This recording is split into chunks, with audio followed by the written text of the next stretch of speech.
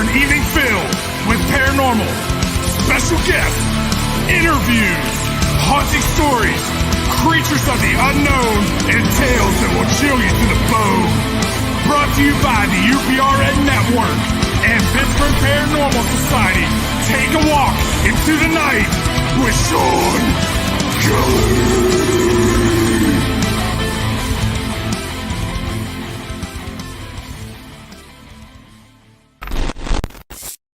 Hey, good evening, everybody, and welcome to Into the Night with me, Shawn Kelly. How are you today? I'm doing great. So far, so good. I'm happy as a jaybird. My anxiety, my depression, it's going away. Hey, Tara, how are you, hon? Good to see you. Thank you for listening. And I'm doing pretty decent. So I, hope that everyone out there who is going through the same similar situations, depression, anxiety, I hope they do talk to people. And I'm praying for you guys. I'm praying for you, and I don't forget about you. In fact, I pray for you every night. So my past week from last week. Well, I am a meat cutter with Shop and Save, and what I do is deal with the public, and this is the worst month of the year for me. And being a meat cutter, because you start off with Thanksgiving. God, I'm glad you're seeing me live. But with being Thanksgiving, we deal with the turkeys. And then coming Christmas, we deal with the hams. And right after Christmas, we go into the pork for New Year's. Hey, Guila, how are you? So it's just completely busy. But what the difference is, the company I used to work with before, it was only me and another guy that did all this. And it was rough. It was really rough because there was only two of us taking care of turkeys, hams, and pork, and then that's a lot of work, a lot of hours, and a lot of dealing with our customers. Sometimes you just get so stressed out that the customers would be like getting on your nerves, okay, and sometimes it was hard, keeping it at work. And then I would take it home, and then I'd be miserable, and I didn't quite like it. And but I dealt with it for 21 years with this company, and I knows when, of course, we had Christmas Day off, and okay, Terry, yes, it was 75%. But now with this new company I work with, okay, there's like 7 other people that I work with. And it makes life a lot easier. So I retired in 6 years. So hopefully, by the grace of God, that I retire, this is my retirement story. I could not ask for better owners who own this. And I guess I can say the company, yeah, I haven't smiled in a while, Tara. But it was good to. But the name of the company is Shop and Save, and it's here in Pittsburgh. And it's ran by Dan and Judy, and they're beautiful people. I couldn't ask for a better situation that I got right now. Yeah, we did meet at the Big Bird. Of course, Tara, I've known you long time. And speaking of Tara, we've known each other for a long time, and she has grown up to be a very, very wonderful person, a very close, dear friend, almost like considered a sister. But I can't say enough of what my owners of my company do. I mean, they know how to treat people, and sometimes if you bend the rules a little bit, they'll get on you. But you know what? I guess it's for the good. Um, but they treat me good, and a lot of people don't make me blush, Tara. You know, the whole world's going to see me, but that's okay. I'm smiling. But tonight, I'd like to whatever's going to come out of my mouth is going to come out of my mouth, and whatever I'm going to talk about is going to talk about it. But what I want to do is I'm going to share with you a couple Christmas movies that I really, really, really enjoy. Okay, and the first one I want to see talk about is A Christmas Carol, and by Charles Dickens. Okay, it was about Ebenezer Scrooge, and what to me I can seriously relate to Ebenezer. I can because I was grouchy, I was mean, I was miserable. Okay, I didn't care about you. You know, you asked me for help, I'd just run away from you, and everything was about me, me, me, me, me. So when I was watching this movie, um, the ghost that in the movie um, really, really, made me think. Um, the first one, all right, Tara, good night. Go back to work. Love you too. Um, the first one was Jacob Marley, and that was Ebenezer Scrooge's old partner. And he was bound to the earth because he did a lot of bad business with money. But it just goes to show me how bad and how terrible thing is that the way you treat people when you're living and when you're dead, you get punished for it. And then he said he's told he's been visited by like three ghosts, and the one for the Christmas past. Now on my last show, Chasing Prophecy, um, we talked about them, and to me, the ghost of Christmas past. Um,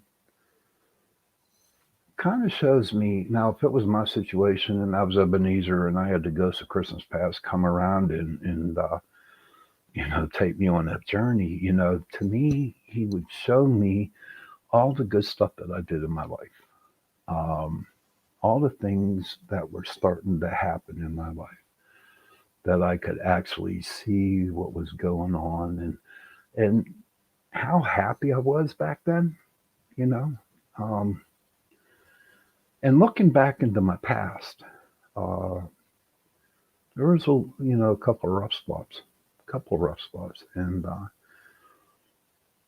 but um, I don't know where I'm going with this, but I'm just going to continue going with it. But there was a couple of rough passes, and growing up, and all kinds of stuff. But what I liked about the Ghost of Christmas Past was I was okay. How everything that I knew to where I got to the point where I am now was decent, you know. Um, and then the second ghost, that was Christmas Now. Yeah, I forget what the name of that dude is. If anybody else knows it out there, please tell me.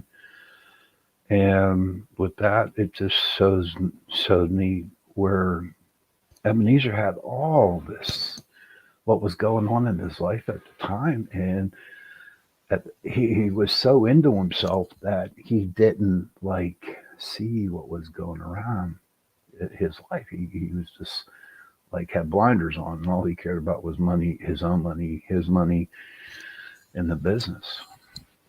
But what was pretty interesting was when Tiny Tim came into the picture. Okay.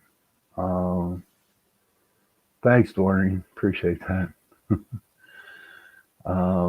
And what he came into Tiny Tim.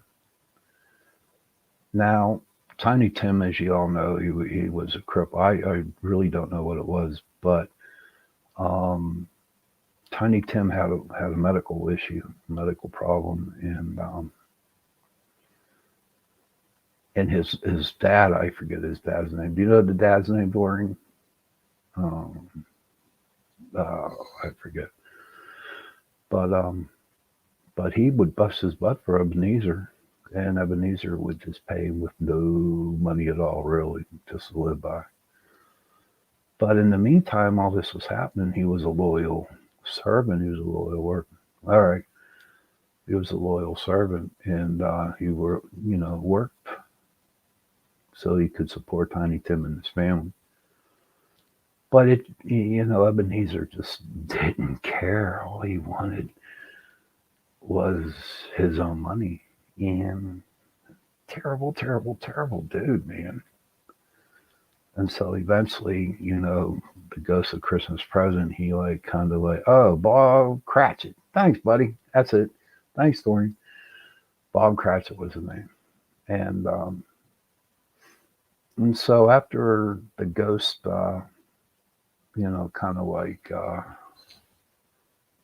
went away, then it was the ghost of Christmas future. And that was scary. That was scary, dude.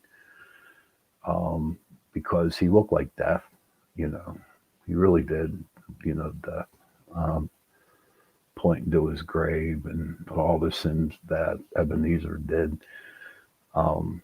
He just pointed to Ebenezer's grave and how people were selling this stuff for money and stuff like that, and then he turns and he becomes. The next day, Ebenezer becomes a good person,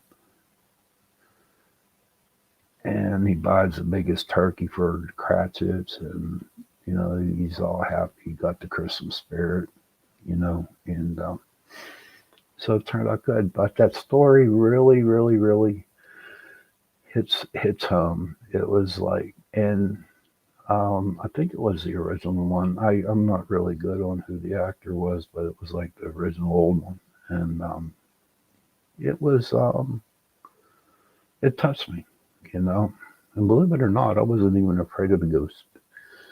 I really, really enjoyed it. And so I learned a lot from that movie.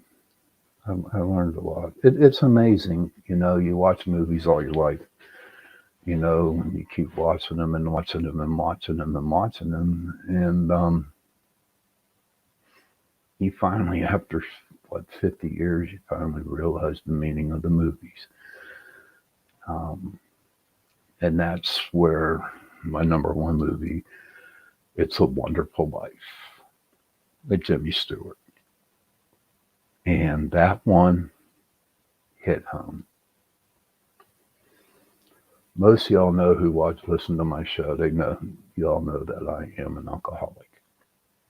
I'm a recovering alcoholic. And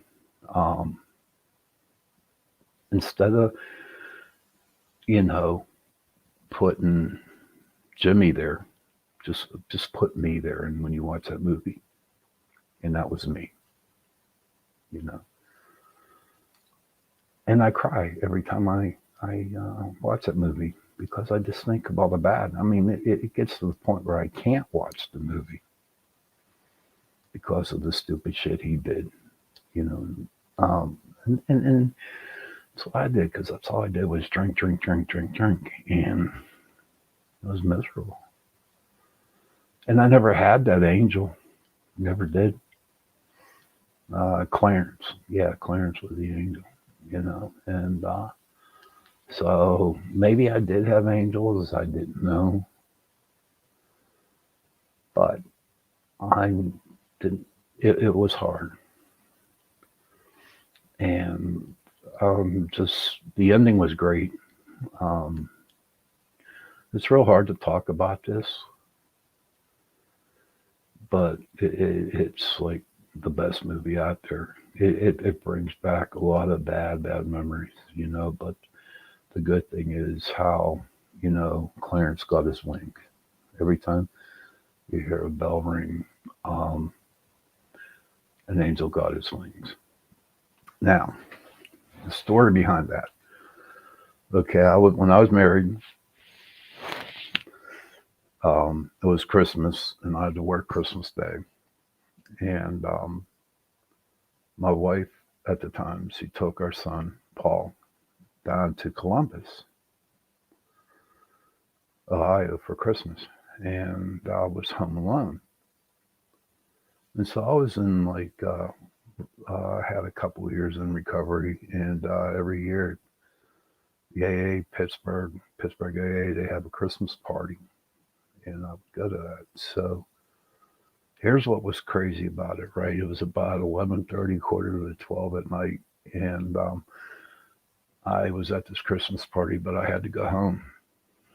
And so I was living only like 10 minutes from the place. So I get home, sat down, drink a cup of tea or iced tea, unsweetened. And so I laid down in my bed ready to go to sleep. And all of a sudden my telephone went off.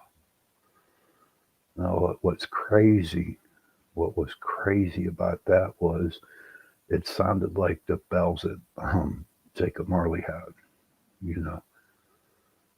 And it went off at midnight. And I'm like, oh my God, Jacob Marley's in my room. Oh God, I was like, whoa, what's this?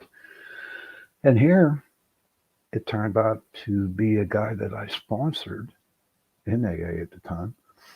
And he just called to see if I was okay. So, but hearing the telephone, that was like crazy, you know. But it was something, and it made my evening go a little better. So, everybody out there who's listening, what are y'all going to be doing for Christmas this year? Did you buy presents? Are you having a party? Are you going to go dancing? Are you going to go caroling? What are you going to do? Spend time with the family? I mean, there are a lot of things that happen to people during this season. But you know what? Somehow we get through it. We really do. And like I tell people at the beginning of the show is, you have to have friends. You have to have somebody that you can talk to during this season. I know I'm going to finally get to see my son, who I haven't seen in, almost 2 years now. He's coming home for Christmas. And I'm sorry to hear that, Maureen. I'm sorry to hear that. But you know what? It will get better. I promise you that. I totally promise you that. But I haven't seen my son in 2 years. And Christmas is special for us because it's my mom's birthday.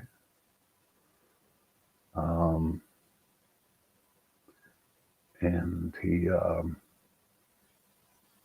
comes home. Now, he lives out in Indiana. He's got a decent job out there. I mean, he busted his butt in school to get to where he's at now. But he's 31 now. I'm like, dang, don't remember when he was a kid. He was a baby. Oh my God. He's 31 years old now and he's going to come home. And I am so proud of him. I think that every year when Christmas time comes around, that's the biggest present I ever get, is to see my son grow and become a man and doing things on his own, making his own decisions, and working at good jobs. And to me, that's the biggest present I could ever get. How about you? What is the biggest thing that happened to you? What is the best Christmas present you ever got in your life? And I'm not talking material things, because material things are just material. I'm talking stuff that hit the heart. What was the best thing Christmas you ever had? Present. I don't know. If you want to, you can leave a comment in the comment section, or if you want to send me a message and tell me about it, I'd be more than happy to hear about it. And so that's my Christmas this year for Christmas. My family, like I said, Paul's coming in, and I'm gonna have my mom's birthday party and be me and my brother, and it's just gonna get a little family together. A lot of food, and just knowing that my son's home. That's the biggest thing, you know. And I always, always, always tell my son I love him all the time, all the time. And if you're out there, parents, that hug your children, you know, give them a hug and tell them that you love them. They might think you're crazy, but you know what? It's worth it because a hug to me is like not one of them little dainty hugs or one of them where you bring it in the shoulder type of hug. A hug is a hug, and when it's your son, when it's your family member, um, it's just the best feeling in the world. You know. What I like about the relationship I have with my son is that yes, he is a scientist. Okay, so I hunt ghosts. Okay, and there's no scientific explanation behind ghost hunting. And so me and him are on the opposite, end of a spectrum. Like he's one side, I'm on the other side. We never meet into the middle. But what I like about him is that, he respects what I do. You know, he might think I'm a nutcase, but he knows I enjoy it, and he knows I'm good at it, and he knows that. Plus, I'm his dad. I guess he has to think that, but no. Um, and it's just knowing just to get that hug from him. And it's really cool, because when he was small, every time I had him and I talked to him, I always told him that I loved him. And said that when he was a baby, all the way. I made a promise to God the day he was born. I made a promise, and I said, I'm gonna promise you, God, that I am going to tell my son that I love him every day, and I did, and I showed it. I mean, and I told him that every day, and even to this day, I tell him I love him, and it's just that bond that we have with it, you know. My And I remember in teenager times, when he was a teenager and he was around his friends, he would just come up and give me a hug and say, Dad, I love you, in front of his friends. So that just made me feel good, you know. But me and my son don't talk a lot, we really don't. Um, and you know what? That's okay. At least he calls his grandma and talks to her every other day, which is a blessing in disguise. But when him and I do talk together, we start talking, have a conversation, it's like we pick up where we left off 2 or 3 months the last time that we talked to him, you know? So it's all good. Um, so this year we found it was funny. We're cleaning up going through all our Christmas stuff, and I actually saw his old stocking. So I'm going to stuff it with stuff in his stuffing and give it to him, for Christmas. Um, so I'm kind of looking for that. But what are you going to get your people for Christmas? What are you going to get your child for Christmas? What are you going to get your mom? Do you ever really put a thought into it? My mom, her present is that I behave. That's all. My mom's funny. She's an old Irish lady, so she's a good lady, though. Real good lady. You know, it's funny when you grow up and when you're young and you're in your teenagers, you don't like your mom because you can't do this, you can't do that. She scolds you, she punishes you and stuff like that. But you know what? The older that you get, the more you understand where she came from when you were younger, and you show a lot more respect. I mean, I'm 59 and my mom looks at me right in the eyes with the eyes, and thank you, Doreen. She's a good mom, and she all she has to do is give me them eyes. Well, I don't know. Does your mom like look at you a certain way and you know when to keep quiet? I'm sure they do, and she still does it to this day. Um, I really, I'm just like in a real happy Christmassy spirit, you know. And it's been a long time since I had that. Um, so it's like I don't know. Is there any topics out there that you want to talk about? Doreen, do you have anything? Tara, you want to talk? Do you have any questions for me to ask? Please feel free to. Um, Everybody, Doreen Vogel, she was in my group for the longest time, and then she decided to move on and start her own group. And what's the name of your group, Doreen? You're all about to guess. Yeah. So what's the name of your group, Doreen?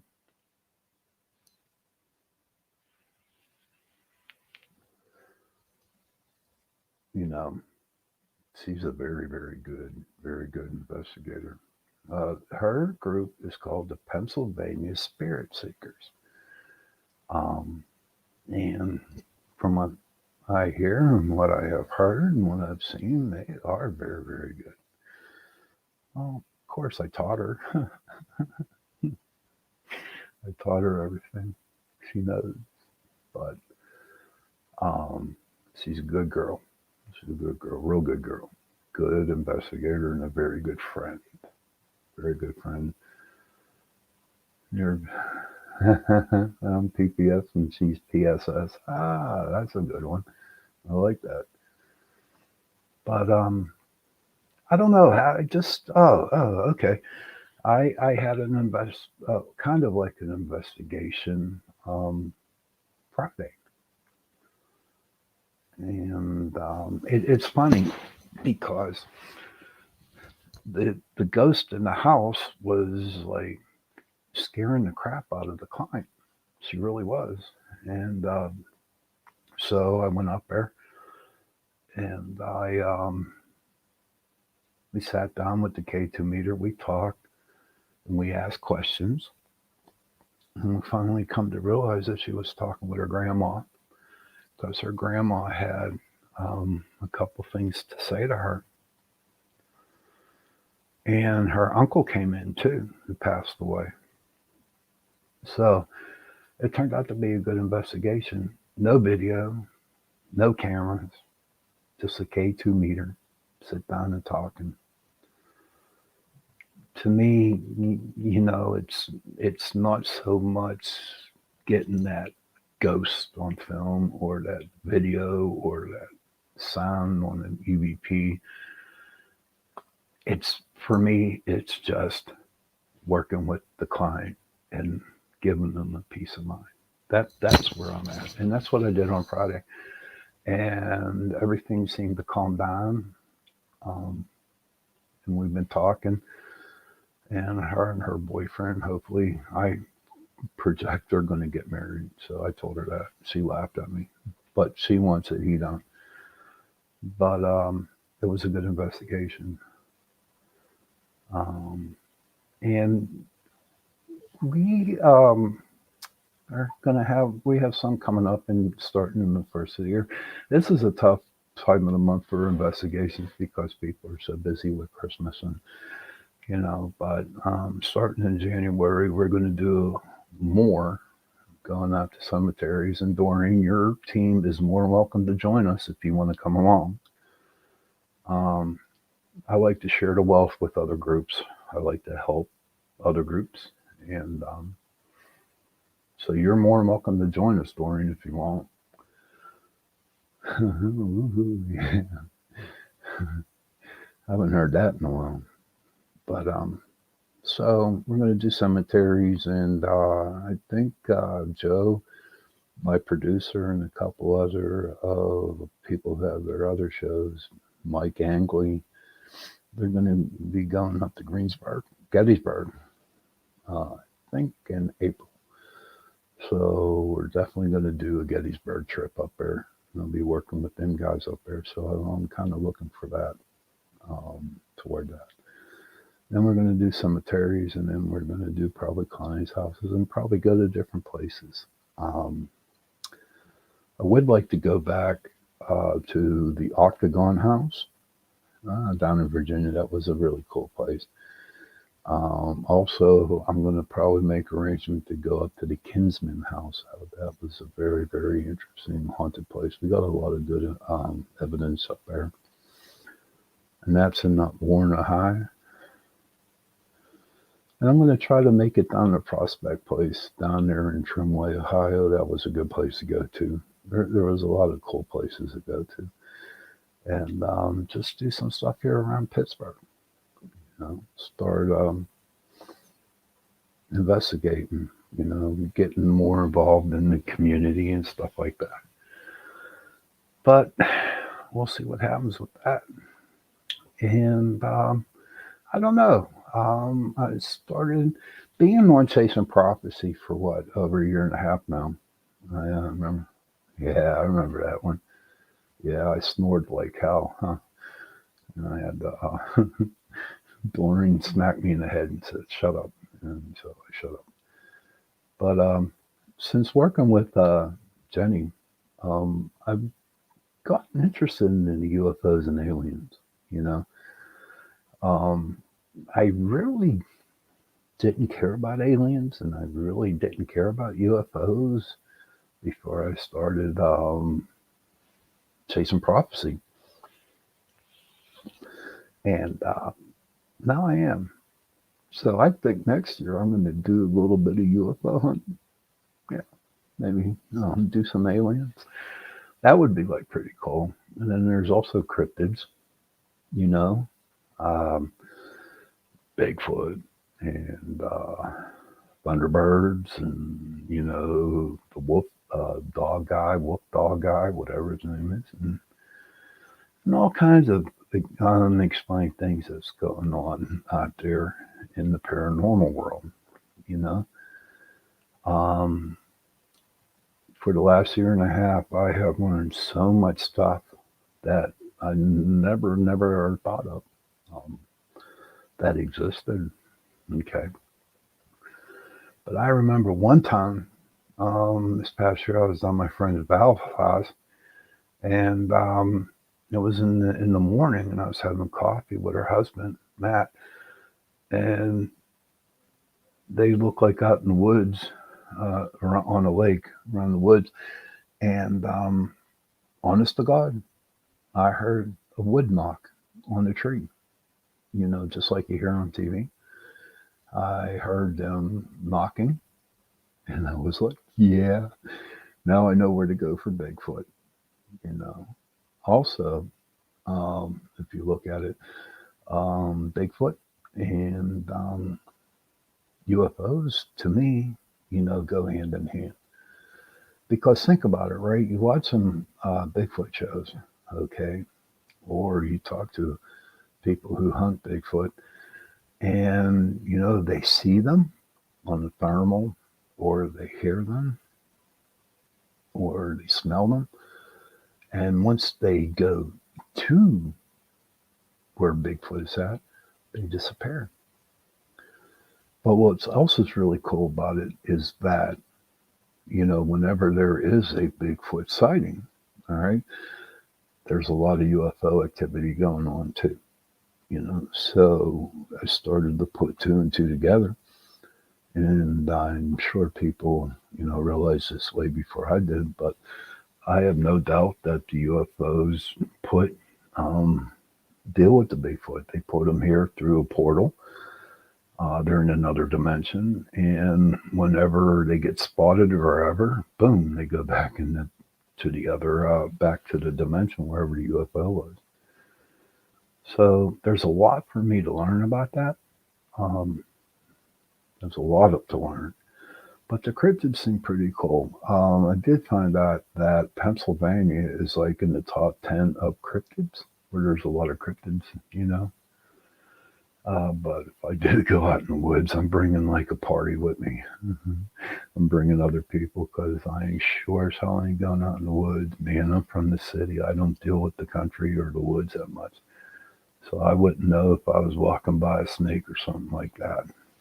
But I don't know. We'll see what happens. If there's anything that you want me to do, if you have any places where I could investigate or tell me something different, please leave me a message. Maybe I can get you on the show if you want to come on and talk about it. Um, but right now we're at the 36-minute mark, and I have a person, a sponsor for tonight. She was on Chasing Prophecy, and I told her I'd put her on this show. Her name's Catherine, and so she sent me this to read for her. Her name's Catherine. But Catherine is doing a campaign called Warm Hearts, WARMHEARTS, 2021.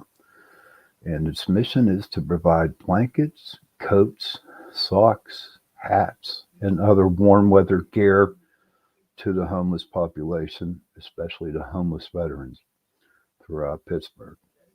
I am collecting blankets that are clean socks that are new, and any other clothing that is warm. I am also taking donations for the Light of the Life mission that is located in Pittsburgh. I chose this charity simply because it is a Christian based organization that helps the homeless, but I am more than willing to give donations to other charities that benefit homeless citizens and or homeless veterans upon request.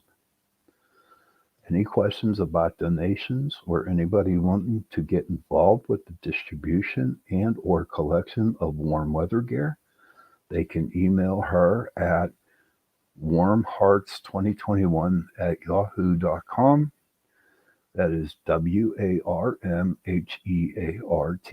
2021 at yahoo.com. So, Catherine, that's really cool that you can do that for the homeless people and the homeless veterans and helping the homeless out. Um, that's awesome, and I'm proud of you for doing that. Really, really proud, and I was honored that I could say that on both shows tonight. Um, and speaking of homeless people, um, it's starting to get cold out there, and for whatever reason, they are homeless. Nobody knows, but um, if you can, contact Catherine and give a blanket, or if you can go to the Light of the Light mission, if you're here in Pittsburgh or wherever you live, overseas in Australia, China, whatever, go to a place where people can get some warm clothes, a warm something to eat, donate money, donate food, so people don't get hungry, because that's the biggie thing, that people just don't get hungry. And because I know at one time, I was not homeless. I had a place, but I didn't eat. But I won't get into that. That's for another story. Um, but, so I see them every day that, when I go into town, and I'll leave them a buck or two or buy them something to drink or give them some food to eat, And, you're always paying it forward. I did something today when I went through McDonald's. I pay for somebody's meal in the back of me, and I'll never meet those people again. And I didn't do it to be egotistical. A thought just came into my head, say, why don't you pay for those people's meal? And I did that. And hopefully that they got it and that they will be able to do something for another person. And that's how the world turns. That's how the world should be right now. It shouldn't be everybody for themselves and nobody else. What's the use? We discussed this a couple of nights ago, me and my friends, that growing when I grew up, you didn't do that. You didn't shoot. If you had a beef with somebody, you took them out the backyard or you took them down to the parking lot and you fist fight maybe for about 10, 15 minutes. Either the cops came up or you got stuff fighting and you just walked away and did your own thing. And that's how you handled situations. You helped your neighbors. You always had neighbors that come over for parties and stuff like that. That's when it was cool. Nowadays, what I see, I don't like it. I don't like what I see out there, on how many kids disrespect their parents, and it's like, it's not good, you know. And I hope that eventually one day, everybody, for just one day, I hope and pray that everybody will be nice to everybody and have no anger, nothing like that at all. Um, but that's what I wish for. So, is anybody out there that want to talk, want to leave me a question or anything like that? Feel free to.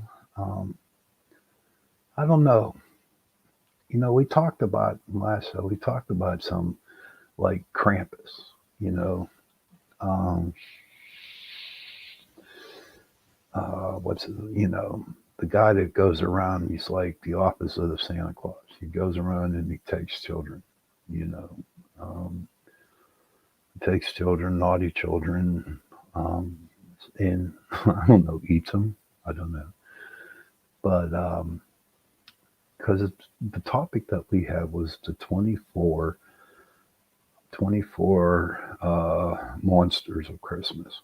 Okay, and I'm going to bring a couple up right now. Now, the first one that was on the list, okay, was Rudolph.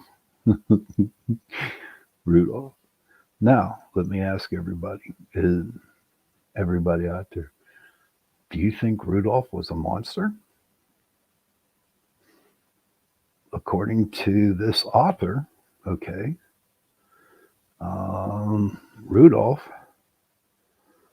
he was a good person. He was a nice person. Um, with his shiny nose and, helping Santa Claus, guide the sleigh through Christmas and stuff like that. And there was a couple other ones here. The Yule Cat. This is pretty wild. This feline is an addition to the gorilla household. It's not your average four-legged friend, but a giant cat. She feasts on anyone unless they receive new clothes for Christmas. So be sure to wear a brand new outfit, otherwise you might be visited by this most evil Christmas character. And I was like, oh my God, when I read that, I was like, holy crap. Oh my God. Just because you don't have a brand new outfit on, that doesn't mean you're going to be eaten by a cat. So if you don't want to be eaten by a cat, dudes, I'm buying a new uniform, new clothes. And there's, let me see what another one. Krampus. Like I said, he's evil. Um, and like you say, he appears on 25th December and he rides into town. A Krampusnacht. The 5th December will hang around until Christmas Day. And if you badly behave all year, watch out, for he's known to stuff naughty children into his sack and take them to his lair. Now, that's kind of creepy, because Now, I know there's a lesson behind that, all right, but I don't know. Maybe back in the 20th century, um, it was understandable what Krampus was about, but with all the shit going on now out in the world now in the 21st century, it just seems like, I don't know, that doesn't sound good. You know, an evil guy taking children into somewhere, wherever he takes them, to his lair. That's not good. Um, what's your thoughts on Krampus? Please tell me. And then Mrs. Claus, she's a good one. See, it's not crazy. It's 24 Christmas creatures and monsters, and Mrs. Claus, man, I think she's the coolest lady in the world. Think about it, right? She goes around and she helps with the elves, making the toys, and she also, takes care of Santa Claus and helps in the presents and stuff like that. And I think Mrs. I think Mrs. Santa Claus, man, she's pretty cool. Mrs. Claus, yeah. And I think all grandmas are like that around Christmas, where they want to take care of everybody. You know, uh, I know, Doreen, it gets crazy, man, being stuffed into a bag, but but grandmas remind me of Mrs. Claus. What's your thoughts? Tell me. Um, if you want to, tell me if you want, but I really do believe. Let's see. And the Yule Goat. This is a new one. This was a new one, the Yule Goat. It's from Scandinavia, Christmas folklore. The Yule Goat is more than just your average as partners to the god Thor. They pull along his chariot and are widely considered the best bearers of gifts the world has ever seen. If you see a Yule Goat, you can be certain that presents aren't far behind. So, go to a farm, find some goats, and hopefully you got some presents behind those goats. But I think all these lures and traditions that they have out there is like really pretty cool, you know. And they all have a meaning, and they have all little history behind them and stories and stuff like that. And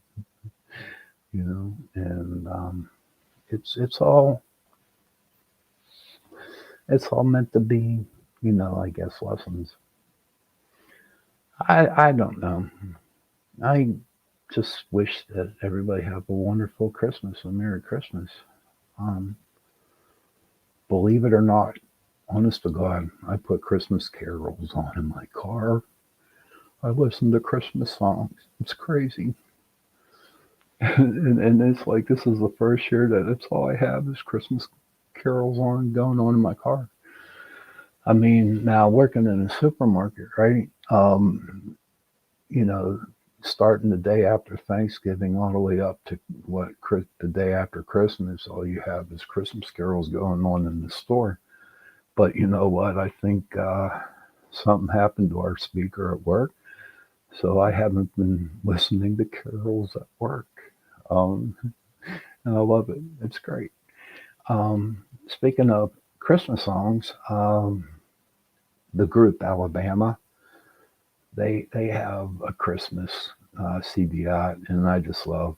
Um, and we've been playing that for like the last 8 or 10 years, and they're good songs. And every time when I'm working by myself at work, I'll put my phone on and listen to them on the speaker, a little speaker at work in the meat room, and I don't know, I just sing along. And then there is, and Doreen, I know you like this group, the Trans Siberian Orchestra. I don't know if anybody heard him, but I tell you what, go on YouTube and Google their songs because they are good, really, really good. Um, whenever they get a chance, when they come into town, I can go. Then I go because yes, oh my God's right. OMG, Doreen, they are the best. So um, if you're on if you're on YouTube or something, just type in Trans Siberian Orchestra and just watch your concert because it is freaking unreal. Freaking unreal. It was like pretty intense. So we're coming up on the closing of the show. Um, I know I got like about 5 more minutes, and I just want to just wish you, every one of you, all a Merry Christmas. And I hope your Christmases are great and wonderful. Yeah, Christmas Canon is great. I like that song. You know, to me, every one of my listeners, um, to me, you're my Christmas present because you follow and you listen to my show, and I truly appreciate it. And to me, you're my Christmas present, and I truly appreciate it. Now, I know that there's times I get a guest, sometimes I don't, but for you to hang around and listen, that makes me feel really, really good. In fact, I look forward to Tuesday nights after Chasing Prophecy, and I can do my show. Um, there you go, Joe. Thank you, buddy. That's Trans-Siberian Orchestra right there.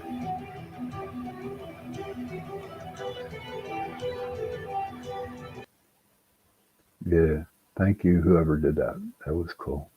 Um, but you guys are the best.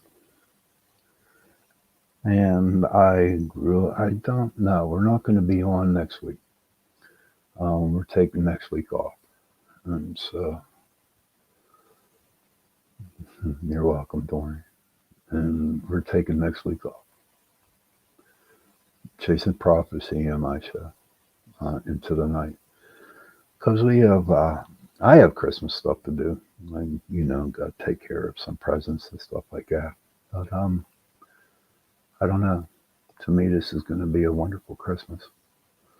And I thank Joe, the producer, uh, with UPRN, giving me the shot to do this year and a half ago with Chasing Prophecy.